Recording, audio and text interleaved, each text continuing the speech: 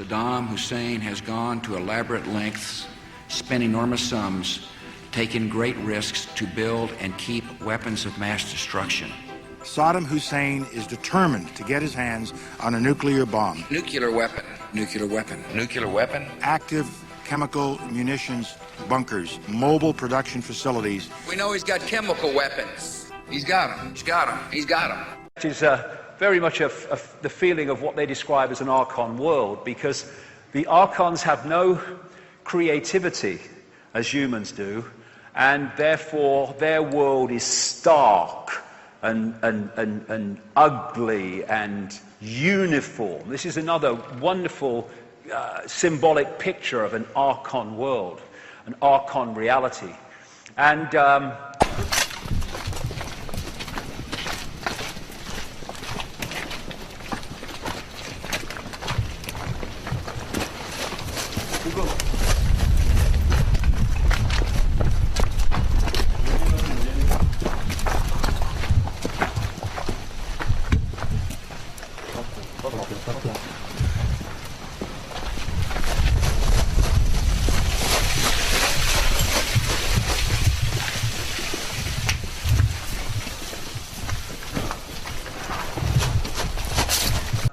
that's because these writings say they have no, I think the direct translation is no intentionality. I put it another way, no creative imagination.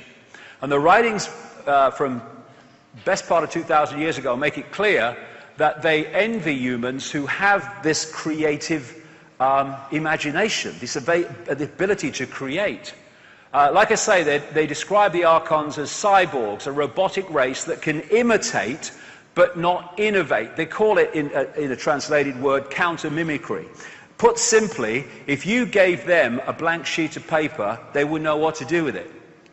But you give them a sheet of paper, rather, with something on it, with something created on it, and they are able to distort it and twist it. But they can mimic and imitate, they cannot create in that sense. Interestingly, they also use the word fantasia.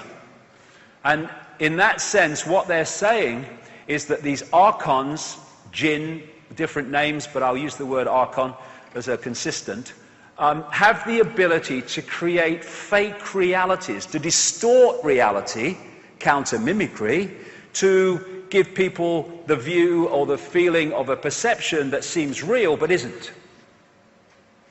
Mind parasites, they possess the mind and influence the mind in a negative way, particularly in a negatively emotional way.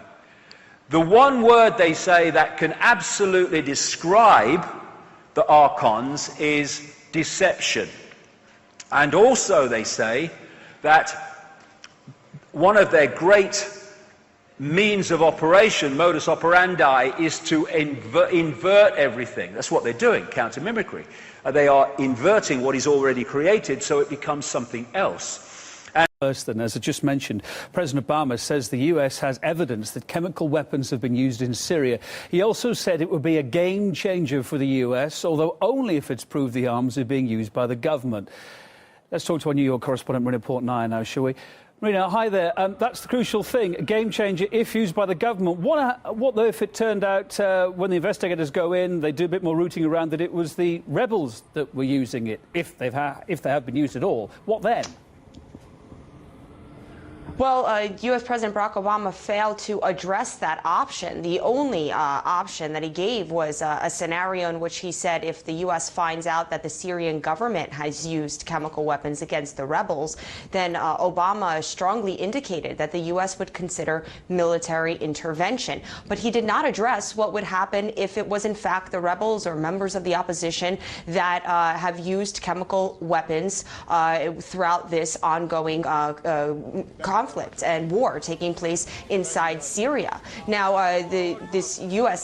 intervention, this ongoing 2-year civil war has, of course, drawn the attentions of the U.S. and Western allies, and the West has taken the side of the opposition and indicated that Syrian President Bashar al-Assad has to go. But at this point, Barack Obama says that U.S. intelligence officials don't know who has used chemical weapons inside of Syria, how they were used, or when they were used. The U.S. cannot confirm if it was in fact Damascus who's used the weapons. Now, Obama said that his administration doesn't have a chain of custody that establishes exactly what has happened in Syria.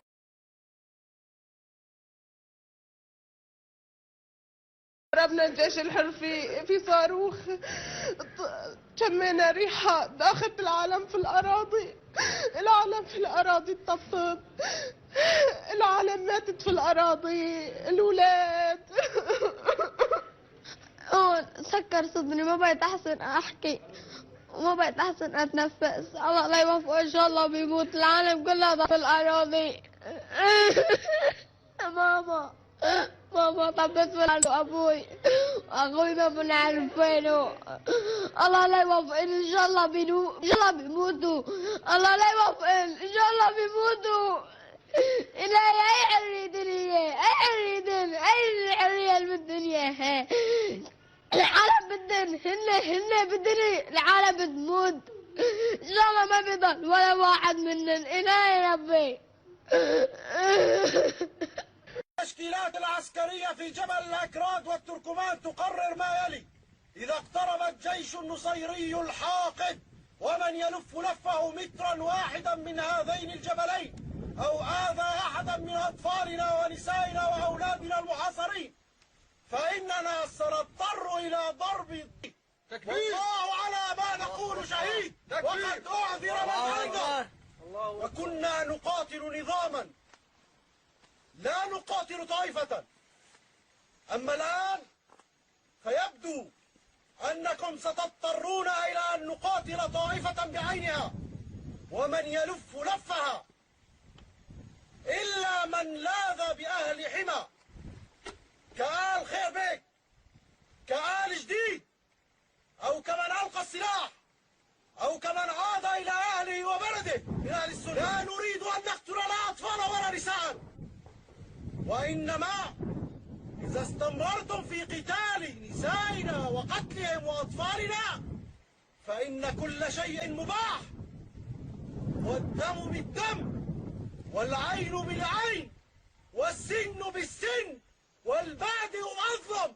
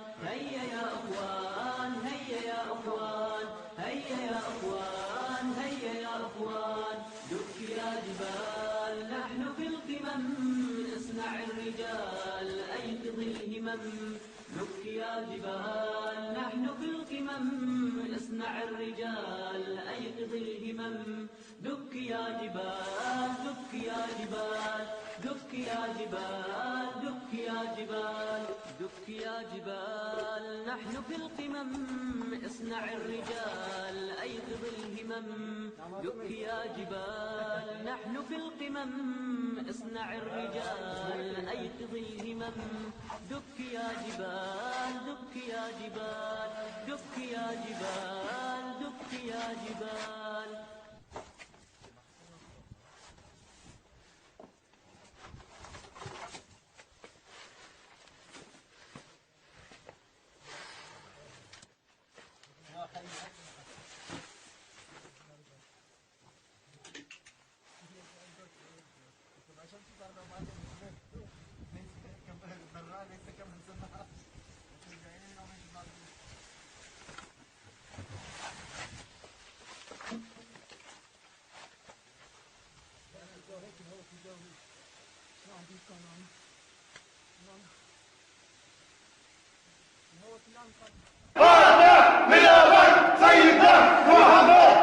أبطال لواء التوحيد خلال دخولهم المسجد الكبير 26/2/2013.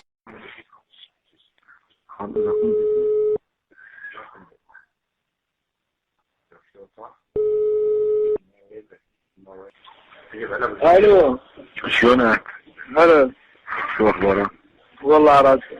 خيو صلي لعند الشيخ. صلي لعند الشيخ سليمان. ايه اللي بيسلم عليك ابو حسان. ايه ما بدي احكي معه هيك على هاتفه. ايه قال له بدي شتمتين هيك يكونوا ضابطين كيماوي. شو هني؟ شي قنبلتين كيماوي في ذاك الفوسفوري. هو عنده منهم؟ دبروا لي يعني شلون يعني بيدبر لي. هلا المساء وانا بنقطك عليهم يلا. هو بيدبر هو. يلا راح اشوفه يلا. وينك يكونوا للنفس عرفت شلون؟ غازات يعني ما بدي شو اسمه. هلا بسأله انا ما مشكلة.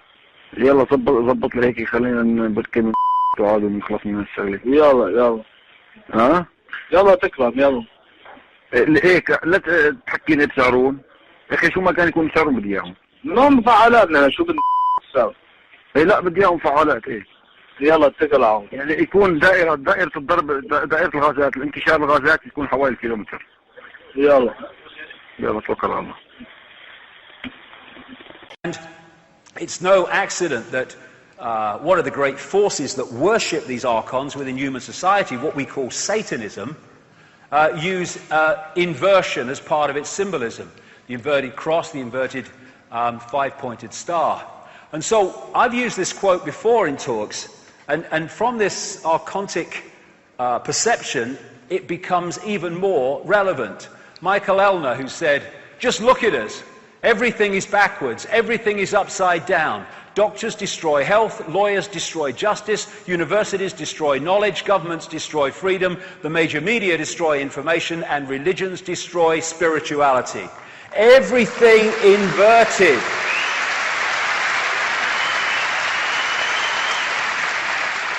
This is classic. Politicians, knowingly, some of them, most of them unknowingly, that are promoters and pushers of the Archontic agenda, they are famous for bloody lying, inversion of truth. This is a quote from the English writer Noel Coward, who said, quite rightly, it is discouraging to think how many people are shocked by honesty and how few by deceit. Such is the level of deceit in our society. One word to describe the Archontic influence: deception. So this force I talked about earlier that operates behind the crazes in politics and banking and business and media ownership and all the other stuff is this Archontic force, which takes many expressions, as I'll come to. And this is absolutely massively significant. The Gnostics talk about something called hell in relation to these Archontic manipulators, and hell means, in our translation, simulation of a virtual reality. A reality that appears real to the decoder, but is not actually real. It's a fake reality.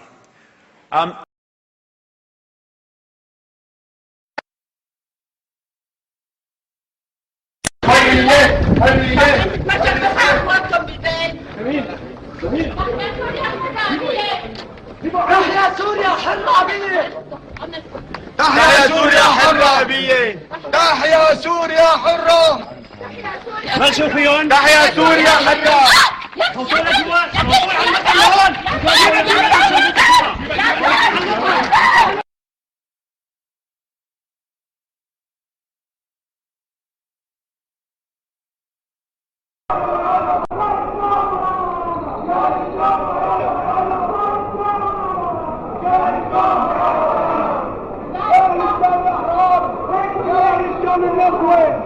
يا الشام الشهامي وخذوا اخبار الذل على كتافكم.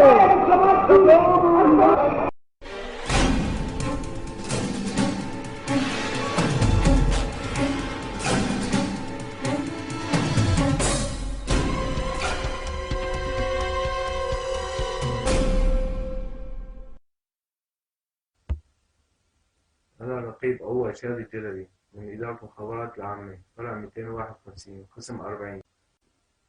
شو أول مهمة كلفت فيها؟ كلفت من المقدم محمد عبد الله بقمع مظاهرة نسائية جانب الجامع الأموي، واعتقلت الناشطة السياسية مروى الغميان.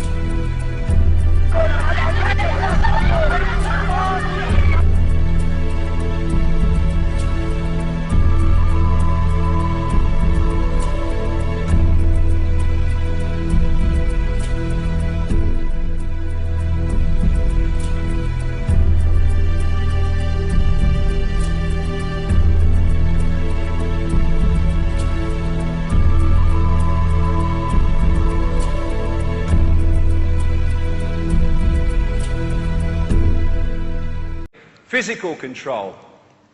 I'll get through this pretty quick. Physical control. Okay, major aspect of physical control. Take over the countries. This is not a map, it's a wish list.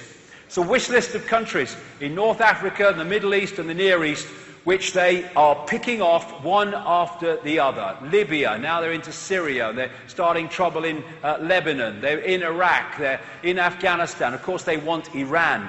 And what they're doing is they're finding different excuses to pick off different countries, because they have to find different excuses, or people might think that there's a pattern here.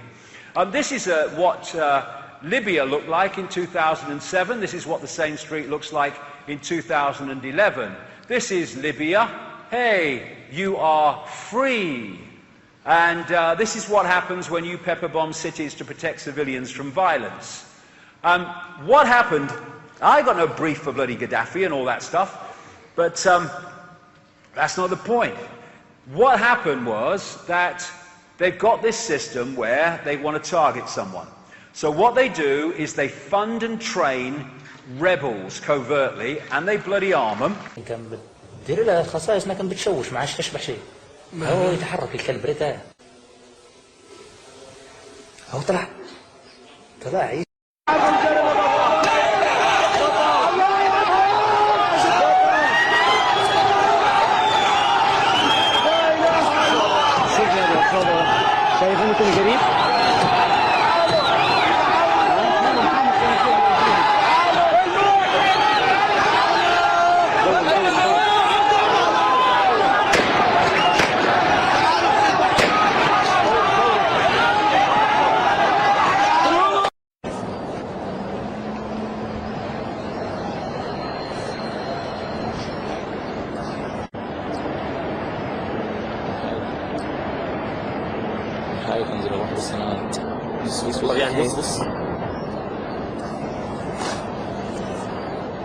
And then they get the rebels to start shooting at government targets.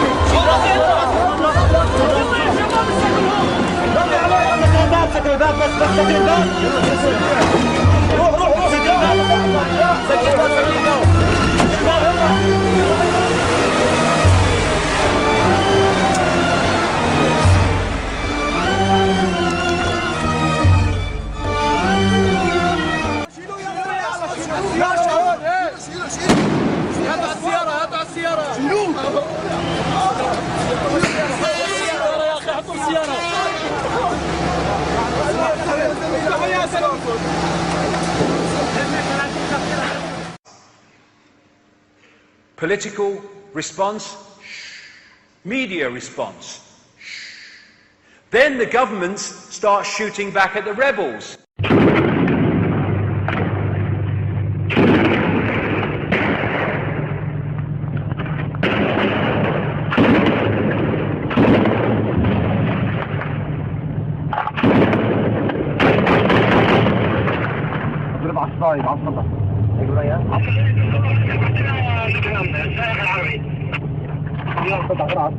ما بشوف علينا الله السطح يجيب بعض جو الاشط عم يضربوا علينا على قالوا كده جو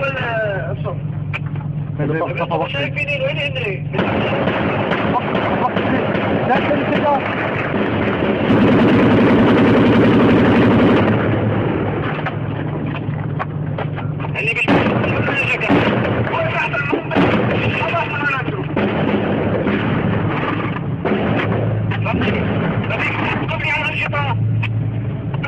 أي أجل؟ 6 قضية على الأنشطة. سيدي ما فيني 6 من هون، أنا بتوقف في عالم بالأمس بساعدة الحزب ما فيني أتوقف قد يضربوني إليه. هلا دعني لك نضربها لشعبة الحزب قذيفة.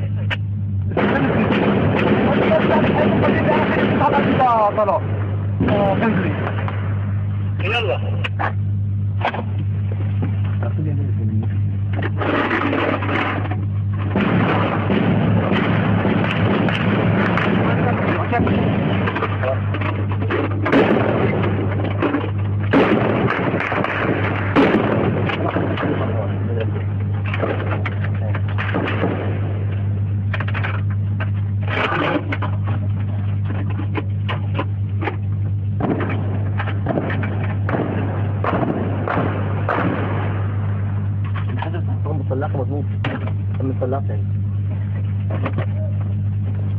يلا نديروا باكل يا حسن والله بالشغل والشربة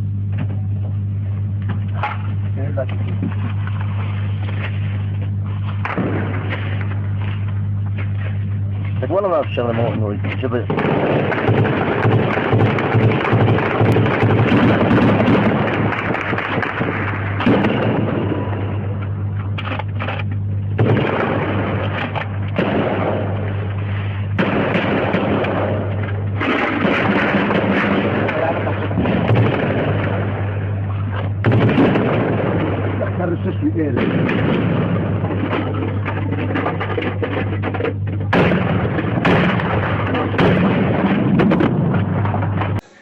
Political response, they're shooting and killing their own people.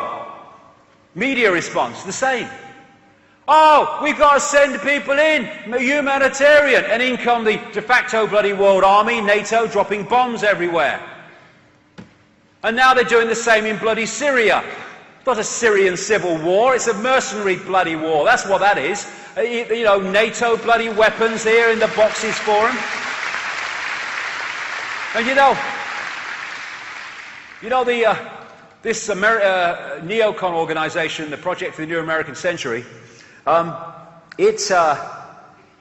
it was behind the Bush administration, and in September 2000, before the Bush administration came in, it produced a document which called for the incoming Bush administration and America to fight, quote, multiple theatres of war in places like Libya and Syria and all these countries. But it said in the document in September 2000, but this process of transformation, this takeover of country after country, was likely to be a long one, absent some catastrophic and catalyzing event like a new Pearl Harbor.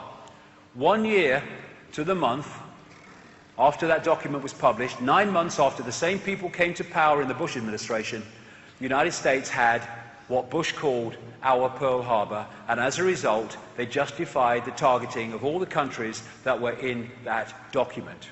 This is a man called General Wesley Clark, and he said this in a television interview. This is not God's gift of peace either. He led the NATO attacks in the former Yugoslavia. But he said in a television interview in 2007 that immediately after 9/11, he was told that a coup was being plotted by Dick Cheney, Vice President then, Don Rumsfeld, Defense Secretary, Paul Wolfowitz, Defense Secretary Deputy, and what he called a half a dozen other collaborators from the Project for the New American Century that included an invasion of Iraq.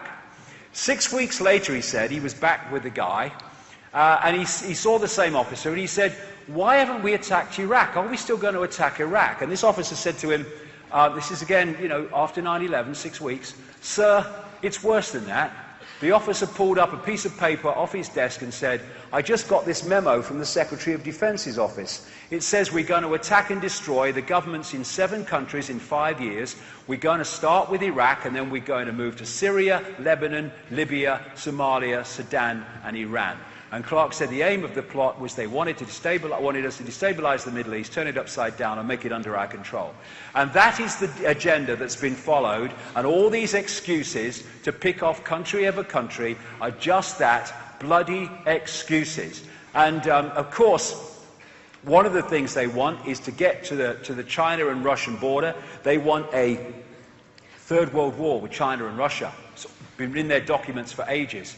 And so what we're seeing are these people going through the Middle East using different excuses to pick off their target countries. You know, oh, America stands for freedom. We want to protect Brazilians. We only care about peace. Ah, only kidding, only kidding. She's Hillary speaking. No, I just love it. Ooh, yes, I love it. Syria next, kill them. Oh, I love it.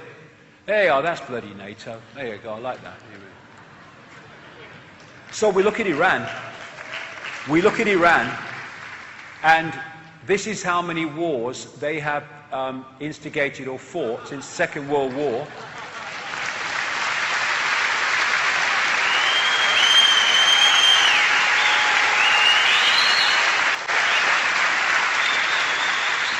Actually, that's how many they've instigated for about 200 bloody years. This is how many the USA has fought with Britain in tag most of the bloody time since the Second World War. These are American bases around Iran. Who's threatening who, one wonders? Iranians are just the same as you and me. People that just want to get on with their lives and their families and all the rest of it. But let's demonize them. Let's demonize them and let's bomb them. Why? We have no heart.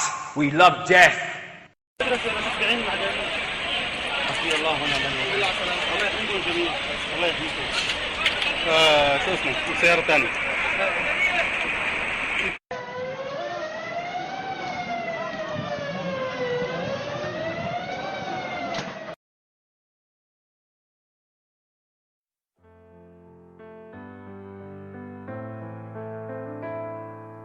And on the quiet, they train people in the art of civil disobedience, not in a positive way to actually bring freedom, but to provide an excuse. To provide an excuse. Windy days seem to blow the holidays through my heart that's vocally shattered nowadays. Coming to conclusions that it's revolution in the hearts of men that seem to be the new confusion. Get it right or don't get it at all. And the measurement of joy in men has been at a crawl. Working in an intellectual prison, not knowing all the gifts we have been given. It's the GMO food we consume, how we spend our lives chasing the shadow of the moon. It's very moving. And everything else like fluoridated water that makes motherfuckers die young and less smarter. The secession will begin. We're much too tired to go through this again, friend. It's very moving. Intelligent revolution of mankind restoring the Constitution. We'll repeat an agenda. You have an agenda.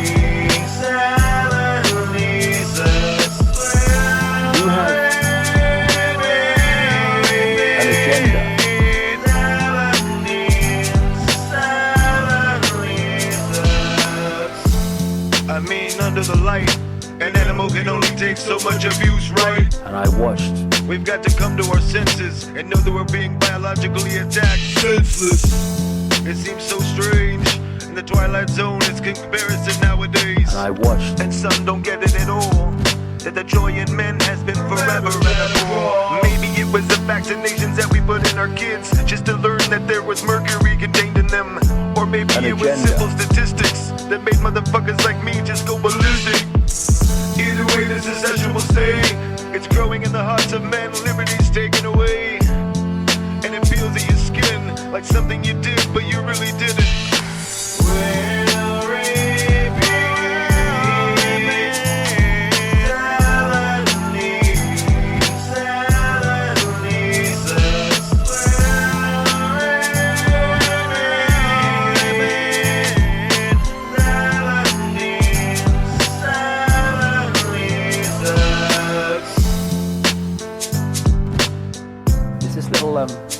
Common theme, you see. The people in power that were controlled by us before become different people in power afterwards.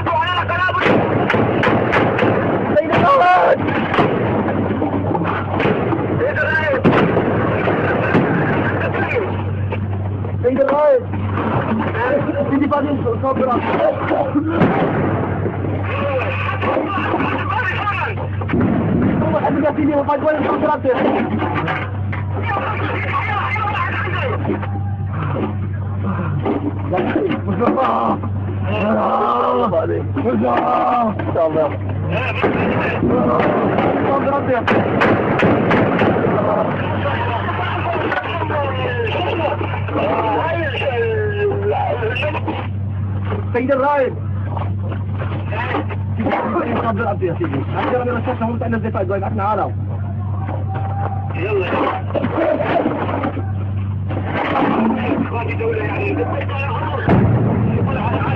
ريح ريح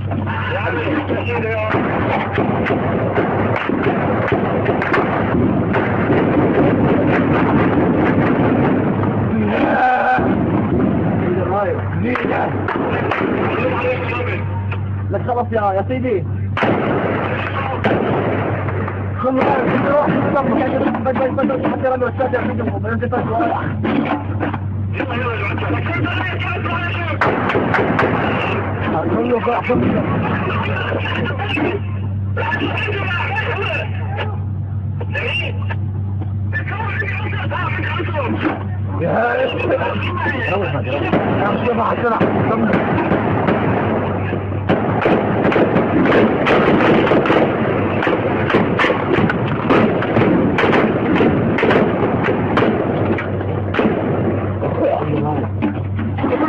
نشوف دمه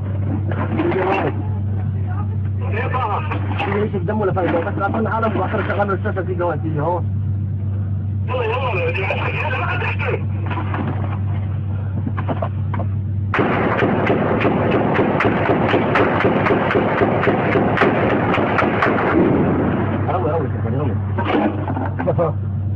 مصطفى الكلب تخلي معه